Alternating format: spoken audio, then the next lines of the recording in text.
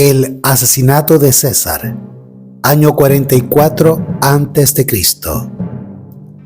César fue tolerante y humano en el ejercicio del poder dictatorial.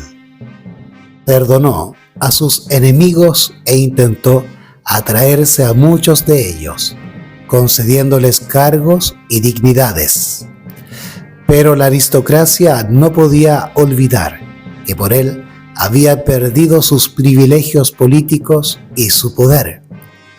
Consideraban al dictador como un tirano y pensaban, de acuerdo con la vieja tradición republicana, que quien le diera muerte merecería el reconocimiento de la patria. Inspirados por estas ideas, varios senadores se conjuraron para asesinar a César.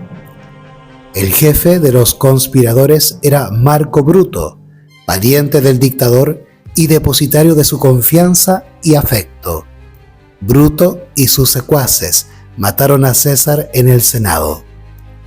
Con el cuerpo acribillado a puñaladas cayó, exánime, al pie de la estatua de Pompeyo.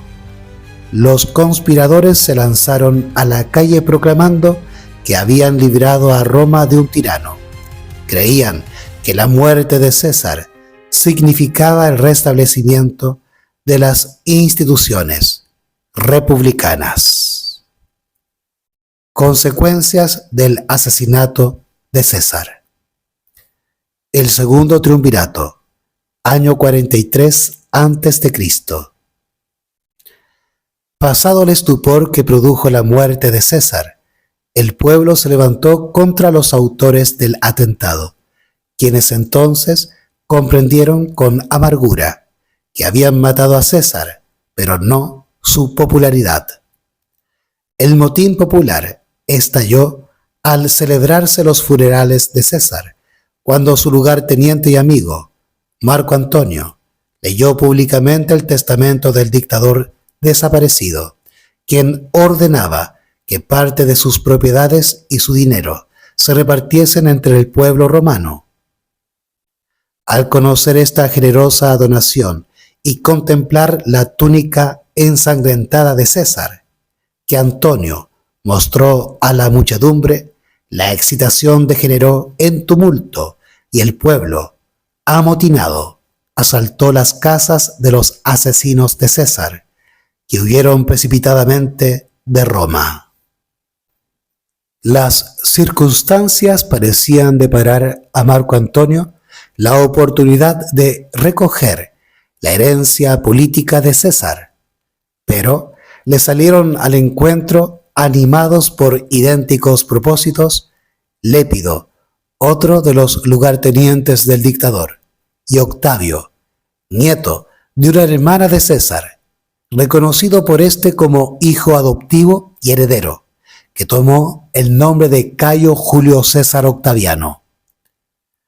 Antonio y Lépido creyeron que ese adolescente de 19 años sería un instrumento de ellos, pero Octavio demostró poseer una notable sagacidad política y, aprovechando el prestigio de su nombre, obligó a quienes creyeron dominarlo a tratarlo de igual a igual.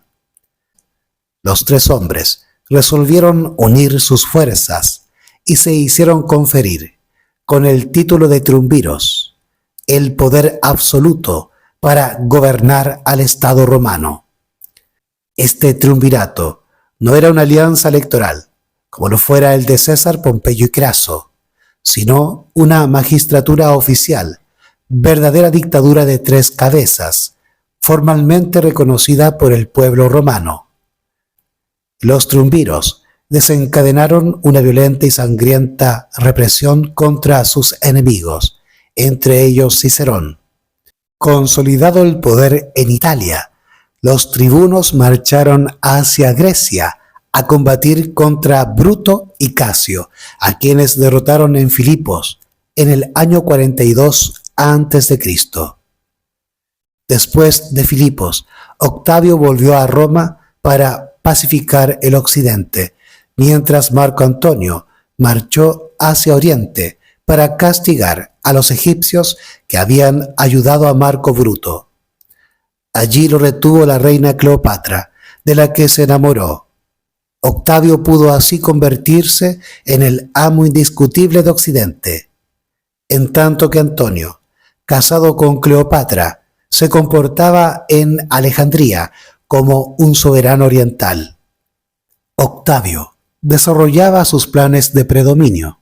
Eliminó políticamente a Lépido, deponiéndolo como triunviro y otorgándole la dignidad religiosa y honorífica de pontífice máximo. Luego socavó el prestigio de Marco Antonio, que había olvidado la causa romana. La guerra entre los dos triunviros estalló en el año 31 a.C. Antonio salió al encuentro de su rival y ambas escuadras chocaron en Aquio, en las costas griegas del mar Jónico. Marco Antonio, vencido, se suicidó, y la reina egipcia Cleopatra, al enterarse que Octavio se proponía llevarla en triunfo por las calles de Roma, se dio muerta haciéndose picar por una serpiente. La batalla de Aquio, en el año 31 a.C., señaló el triunfo de Occidente sobre el Oriente y permitió a Octavio llevar a término la empresa en que había fracasado César, el establecimiento definitivo del poder personal en Roma.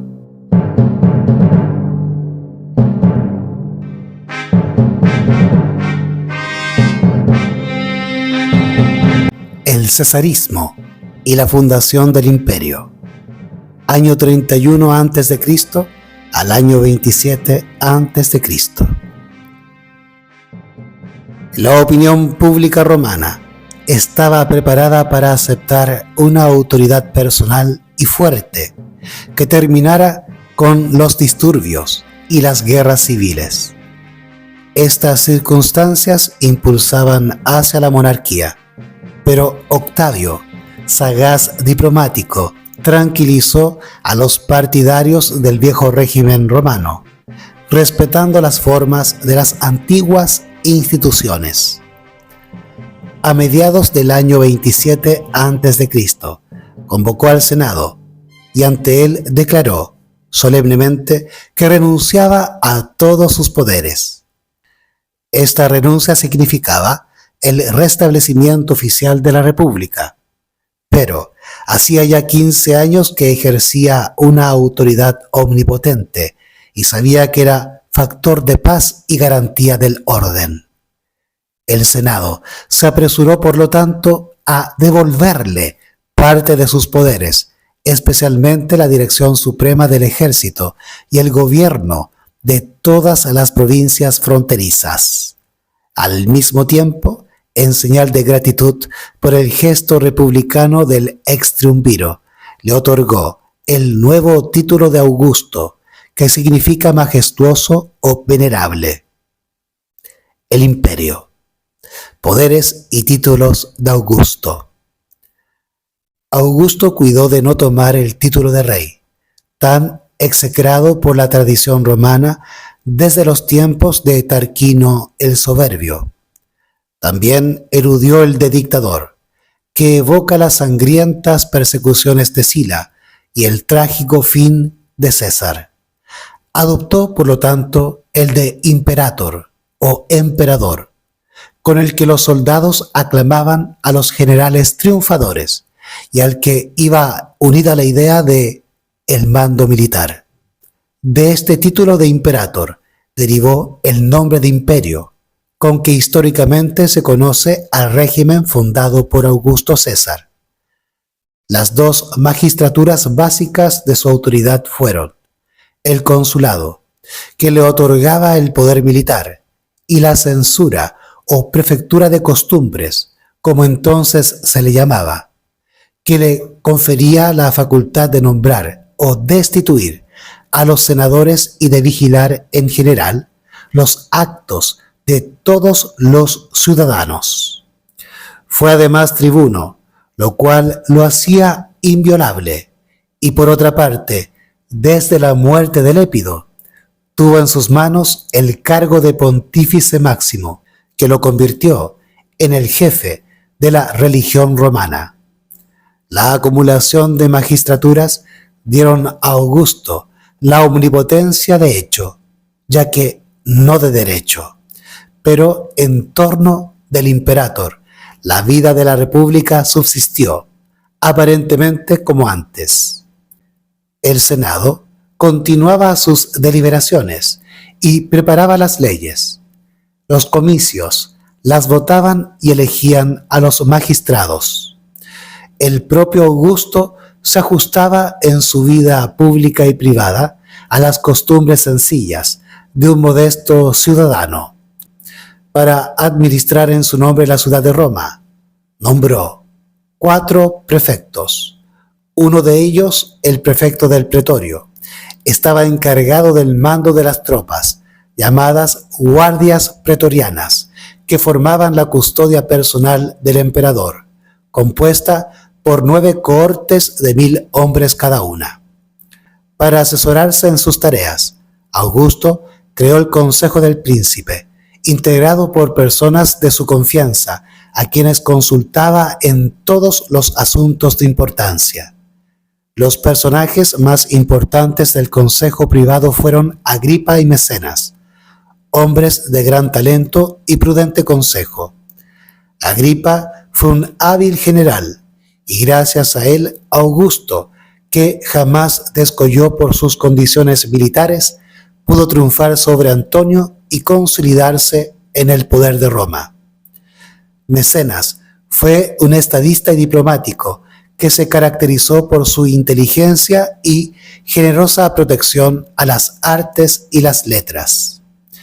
En su casa reunía a los poetas y escritores, como Horacio y Virgilio, cuyos nombres han hecho famosa la época de Augusto. Gobierno de Augusto. Desde la muerte de Tiberio Graco, en el año 133 a.C., hasta la batalla de Aquio, en el año 31 a.C. Es decir, durante un siglo, las guerras civiles habían ensangrentado el mundo romano. En cambio, con el advenimiento de Augusto, se inició un periodo de ininterrumpida tranquilidad interna que favoreció de modo extraordinario la prosperidad material. Por primera vez, después de 200 años, se cerraron las puertas del templo de Jano, que, según la tradición, debían permanecer abiertas en tiempo de guerra. Así pues, luego de los continuos padecimientos provocados por las guerras, el pueblo romano comenzó a gozar de los fecundos beneficios de la paz. Las provincias empezaron a ser bien administradas. Se reorganizó el ejército y la marina. Se aseguraron las comunicaciones. Se ejecutaron numerosas obras públicas y gracias a la pacífica gestión de un príncipe prudente, renació la confianza, se restableció el crédito y adquirieron un notable desarrollo la industria y el comercio. La larga duración del reinado de Augusto contribuyó a consolidar esta obra de resurgimiento. En efecto, sin contar el periodo comprendido entre el triunvirato y la batalla de Aquio, Augusto ejerció el gobierno romano durante casi medio siglo. Es decir, desde su triunfo sobre Marco Antonio en el año 31 a.C. hasta el año 14 de la era cristiana.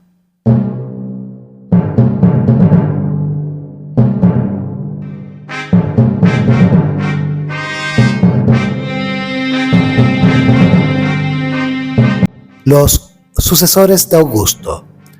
Augusto falleció a los 76 años de edad, en el año 14 de la era cristiana, después de haber gobernado el imperio durante casi medio siglo.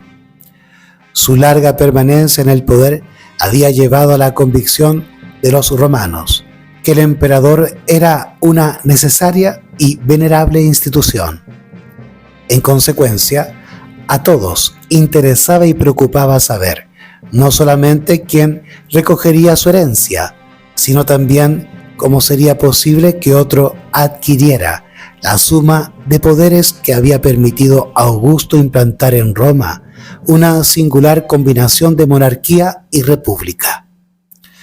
El anhelo de Augusto era que su sucesor fuese un hombre de su misma sangre, a quien para facilitarle la tarea de recoger su herencia política bastaría con asociarlo al ejercicio de parte de los poderes que detentaba en su calidad de gobernante. Pero todos sus descendientes varones fueron muriendo precozmente. Así fue como con gran amargura Augusto llegó a los últimos años de su vida sin tener otro candidato a sucederle que su hijastro Tiberio, nacido del primer matrimonio de Livia, esposa de Augusto, con un patricio romano de apellido Claudio. Es decir, Tiberio pertenecía a la antiquísima y noble familia de los Claudios, muchos de cuyos miembros fueron magistrados que ilustraron los anales de la Roma republicana. Sin embargo, Augusto consiguió imponer su sucesor, haciendo conferir a Tiberio poderes similares a los suyos, en especial en cuanto al mando militar. Así, cuando falleció el emperador, Tiberio disfrutaba ya de tal situación de privilegio, que el Senado debió reconocerle los mismos poderes de que había disfrutado Augusto, sin limitación alguna en el tiempo. El régimen imperial fundado por Augusto funcionó así de hecho como si fuera hereditario, lo que explica que sus inmediatos sucesores hayan pertenecido todos a la misma familia de los Claudios. Ellos fueron, por su orden, Tiberio, desde el año 14 al año 37 después de Cristo, Calígula, año 37 al año 41, Claudio, desde los años 41 al 54, y Nerón, desde los años 54 al 68 antes de Cristo. Estos emperadores formaron una verdadera dinastía, cuyo origen se halla en Augusto, a quien estaban emparentados los Claudios, por cuya circunstancia se le designa con el doble calificativo de dinastía Julio-Claudiana.